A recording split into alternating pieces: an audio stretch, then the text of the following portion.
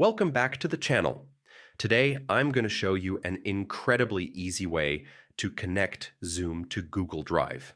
By the end of this tutorial, you'll be able to automatically save your Zoom recordings directly to Google Drive, making your workflow seamless and stress-free. So let's dive in. Open Zoom and navigate to Integrations first. Log into your Zoom account. Once you're in, head over to the Settings menu and select Integrations or Marketplace. This is where Zoom allows you to connect with third-party apps like Zapier or Google Drive. Find Google Drive integration. In the Marketplace search bar, type Google Drive. You'll see an official Zoom integration option pop up. Click on it to open the integration details. Here you'll see a clear description of what it does and the permissions it requires. Connect your Google account. Next, click Install or Connect. You'll be prompted to log into your Google account. Make sure you select the account where you want your Zoom recordings to be saved.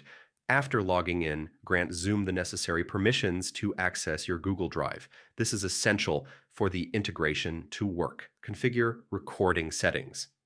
Now go to your Zoom recording settings. Here you can choose to automatically save new recordings to Google Drive.